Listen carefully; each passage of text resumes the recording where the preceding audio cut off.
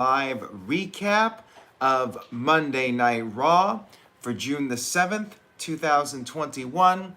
Shout out to everybody watching this in the chat room. I appreciate your viewership, whether it is live or on demand. Let's go ahead and get right started with this recap. We kicked off Raw with a tag team battle royal. The only team to get an entrance in the battle royal was RK Bro, Randy Orton and Matt Riddle. Other participants in this match, we had the New Day, T-Bar and Mace, the Viking Raiders, Lucha House Party, although there was only one member of the Lucha House Party, Lince Dorado, because Grand Metalik was hurt. And then we had AJ Styles and Omos, the tag team champions, arrive. AJ brought up again WWE going back on the road. And you had Omos describing how great him and AJ were. AJ ran down the tag teams. And then we had New Day mocking AJ and Omos, once again wanting to know where are their papers. They're still not officially registered as a tag team. And then Riddle told some goofy story, and then Randy Orton told him to zip it. And once Riddle did that, Riddle gave Orton the key. Then we had Miz arrive in his wheelchair with John Morrison pushing him. And they talked about how the tag team division is dry. Morrison had his drip stick. So, yes, they're still doing the drip stick gimmick. And Morrison said that he was going to compete on behalf of them. Then we had The Miz start to roll down the ramp in slow motion. I guess this was supposed to be comedy. I will say this. There's not a lot of things that I find legitimately funny on WWE programming, but I really like the Randy Orton and Matt Riddle stuff, with Riddle yapping his gums, and then Orton tells him to shut up, and Riddle zips his mouth and gives Orton the key, and Orton tucks it away. I find that to be entertaining, but the Miz and Morrison stuff, it's been brutal more weeks than not. Anyways, we had Randy Orton and Matt Riddle hit some RKOs to the New Day and Lince Dorado for good measure before the Battle Royal even got started. That was a lot to describe right there. That was the opening segment of Raw. And then after the first commercial break, we had the Battle Royal. Styles and Omos were on commentary because, of course, you always have the guys out there on commentary. WWE just does it every single week. You had Miz giving Morrison the drip stick, and Morrison used the drip stick to spray Dorado in the face and eliminated Dorado. Why he needs the drip stick to eliminate Lince Dorado, I have no idea. Then Morrison tried to use it on Mace and T-Bar, but they no-sold it. They quickly eliminated Morrison. And later in the match, Riddle saved Randy Orton and ended up taking the high justice from Mace and T-Bar. And at this point, everybody decided it would be a good idea to get rid of Mace and T-Bar. So all the guys worked together and eliminated Mace and T-Bar. I did like this. If you're going to not have Mace and T-Bar win, you got them out by having everybody else gang up on them. This was fine. And then we had Riddle eliminated after another commercial break. And then Eric eliminated Xavier Woods. Riddle got back into the ring even though he was eliminated. And he ended up taking another bullet for Randy Orton. He got hit with the tip, the Trouble in Paradise from Kofi Kingston.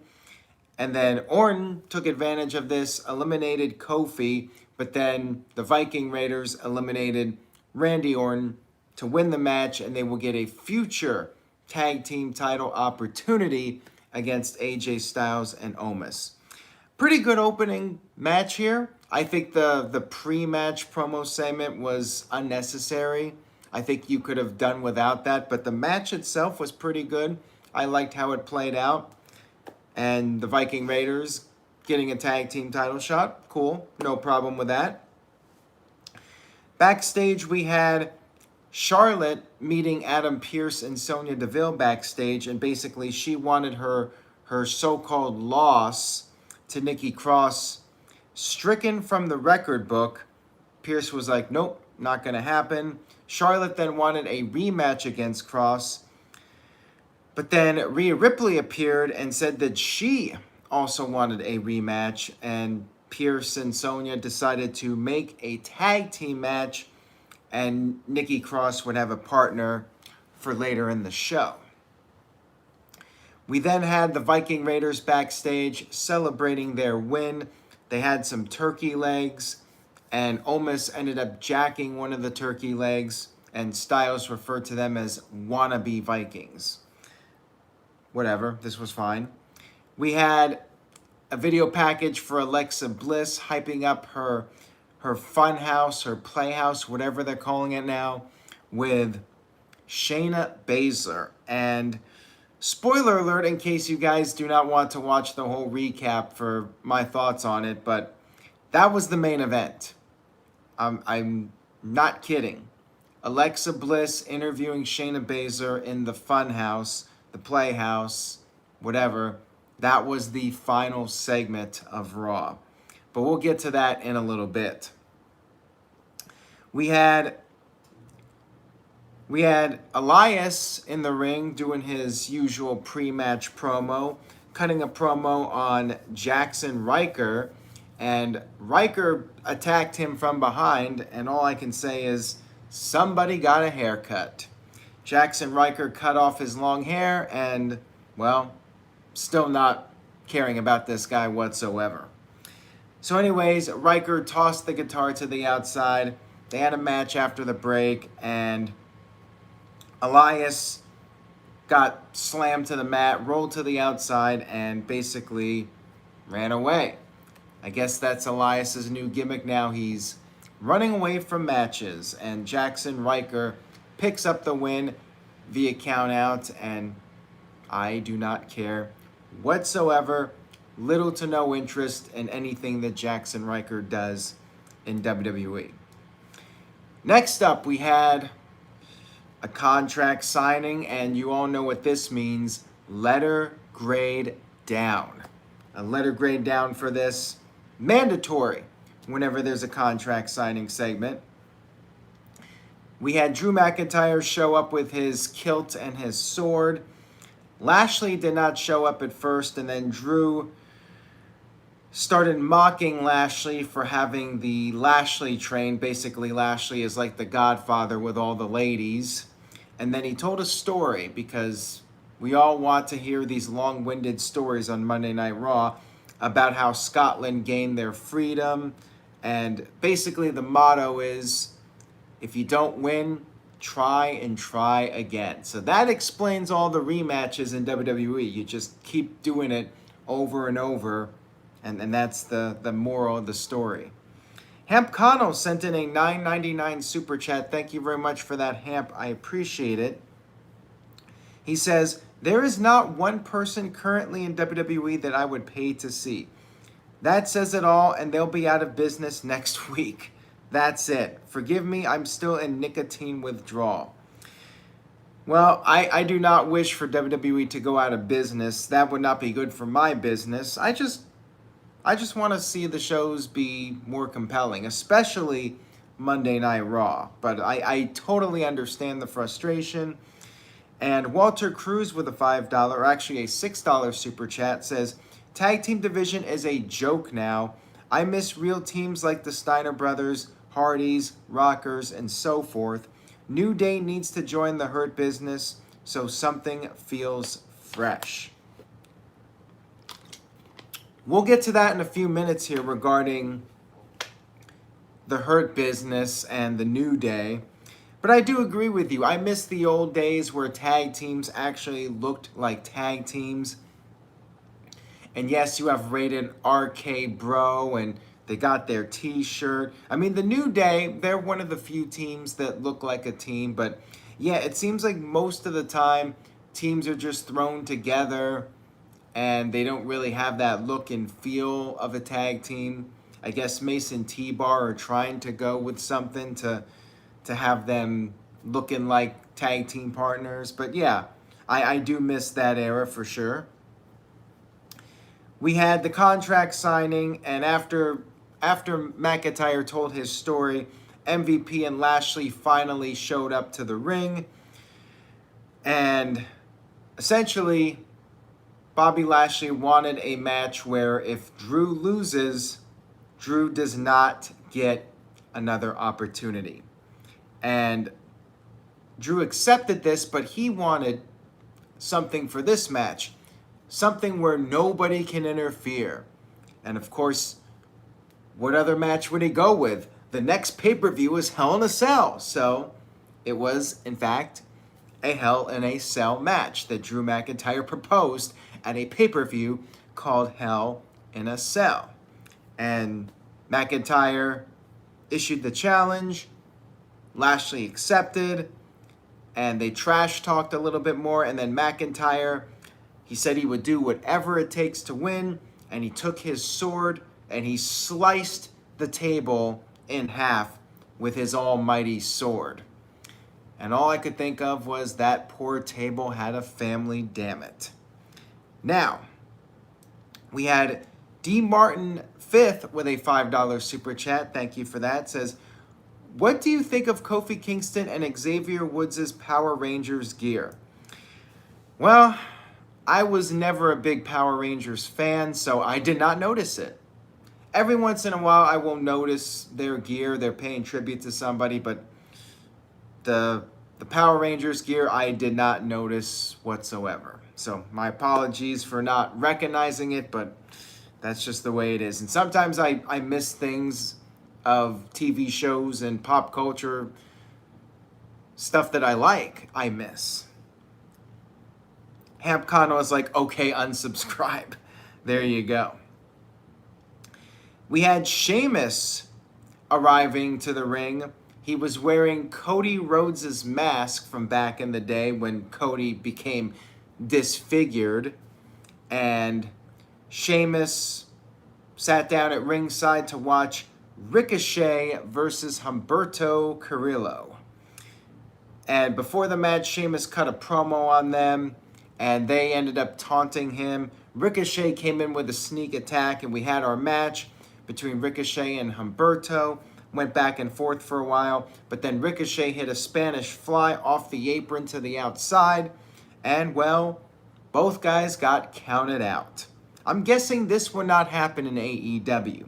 If there was a Spanish fly to the outside, those guys would have gotten back in the ring. Sheamus loved this. Both guys getting counted out, no contest, and probably just filler here. We had MVP talking backstage with Kofi Kingston, and this was what was referenced earlier with the Hurt Business and MVP. So MVP talked about, of course, WrestleMania 35 and crying tears of joy. He considers Kofi like a little brother and was so happy when Kofi won the WWE title at WrestleMania. And that inspired MVP to want to return. But what happened? Kofi Mania fizzled out, and he let Kofi Mania die.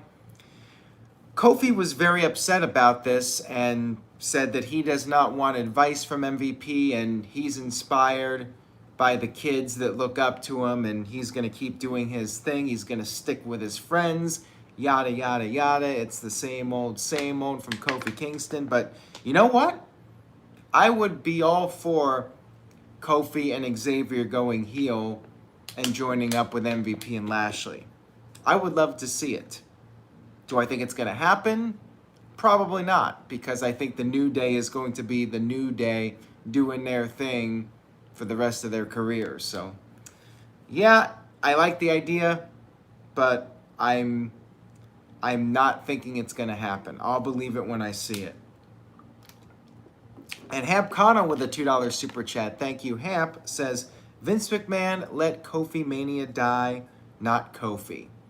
Yeah, pretty much, but I guess when you're just the actor in the role, there's only so much you can do. But you would think Kofi would be able to at least make an argument for maybe, hey, we should keep this character hot instead of just having him lose to Lashley in 7 seconds and then not have a follow-up. But maybe he tried.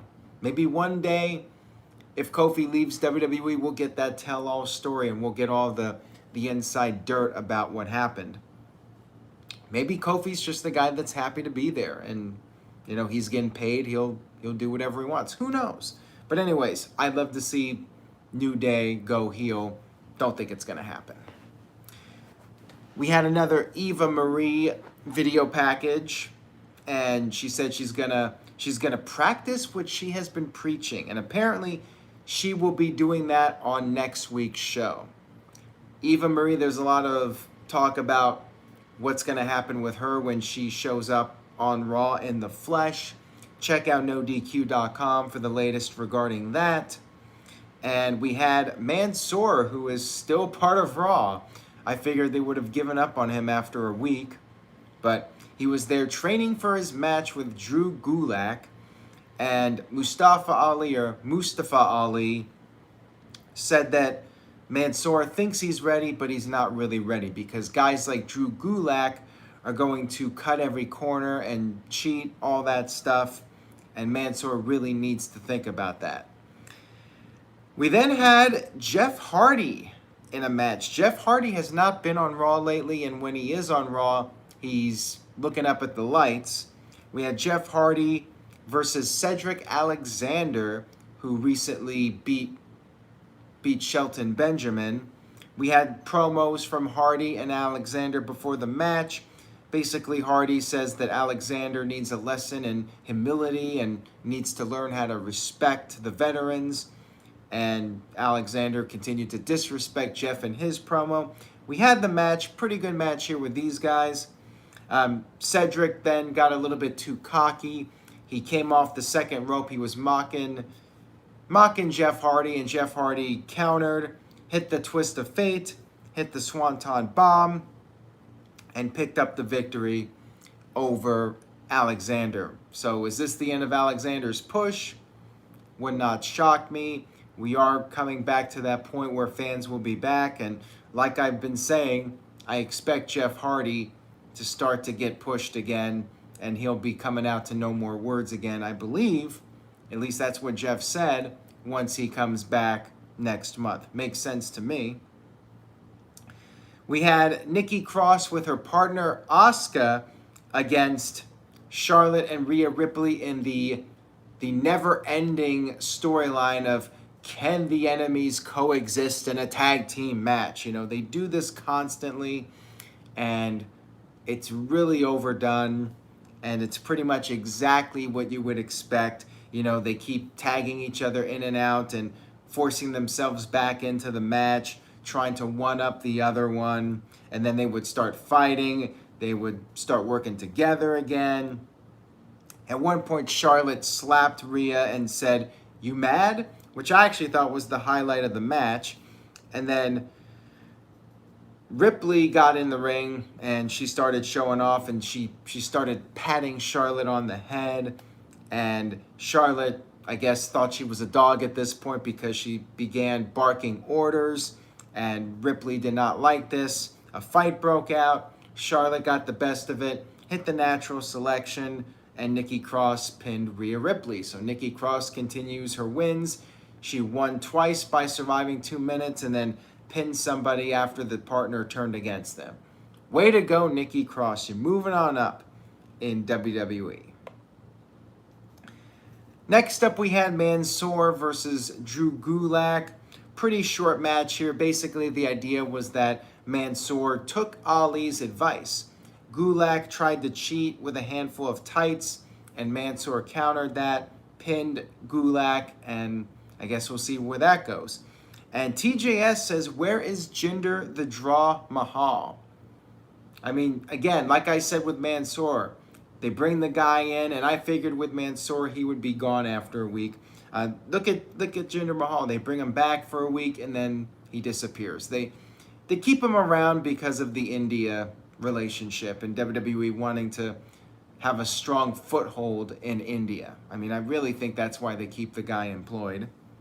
So yeah, Jinder back in catering unless one week somebody's like, hey, let's do something with Jinder.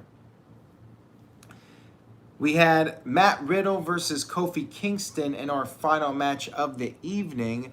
And as I mentioned earlier, the actual main event segment was Shayna Baszler and Alexa Bliss in the playground.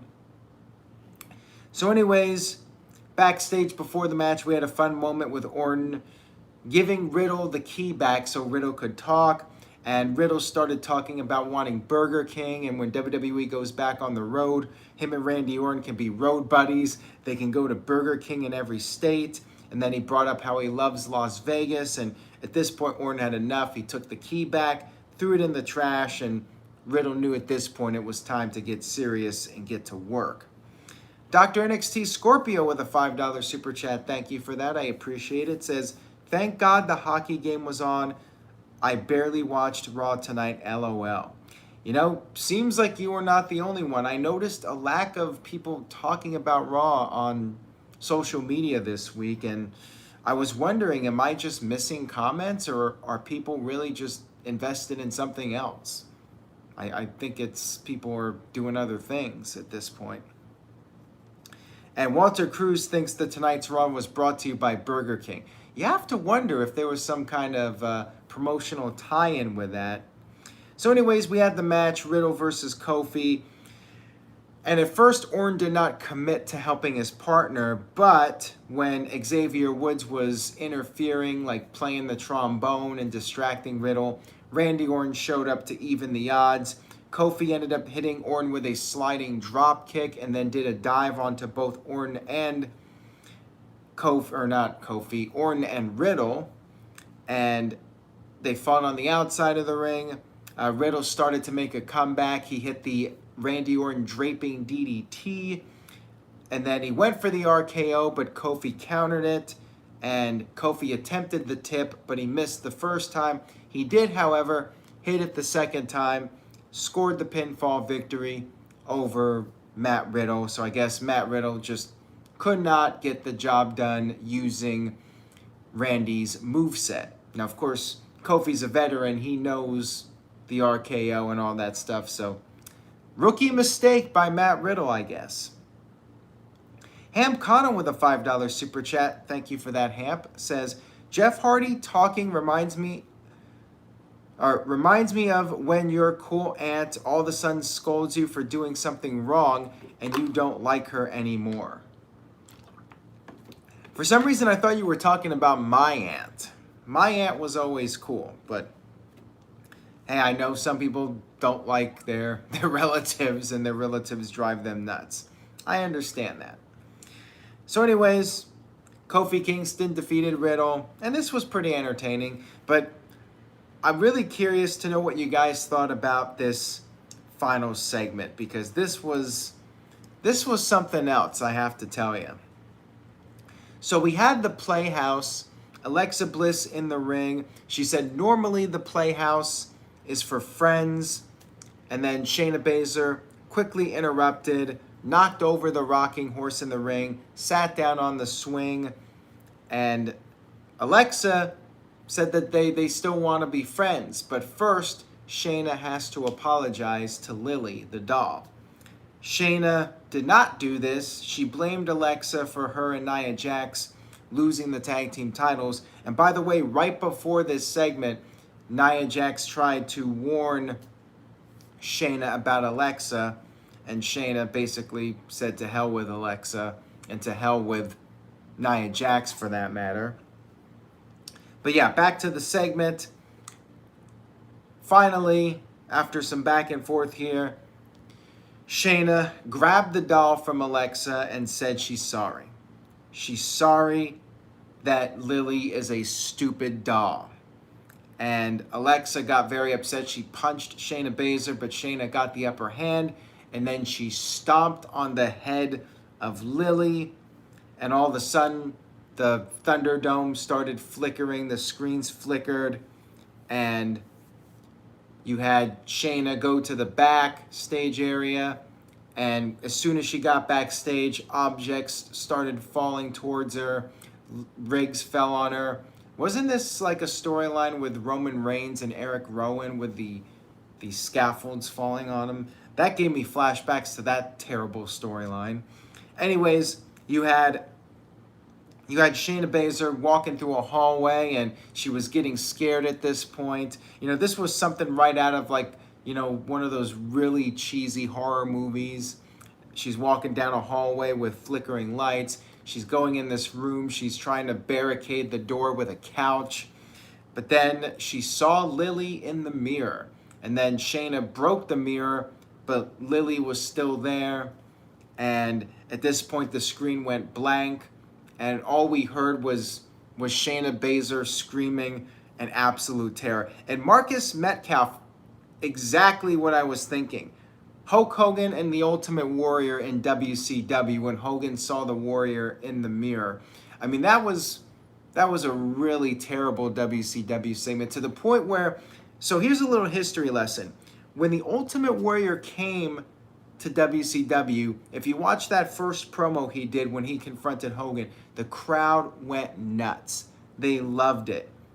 Fast forward a month later, the fans turned against the Warrior because WCW was doing these really awful segments with Hogan and the Warrior. One of them being where Hogan saw the Warrior in the mirror. Eric Bischoff thought Hogan was nuts and delusional, but the problem was the audience could see Warrior in the mirror. So it was actually Bischoff that was delusional. The segment was one of the worst segments in WCW, and that's saying something. So yeah, I saw this segment with the mirror.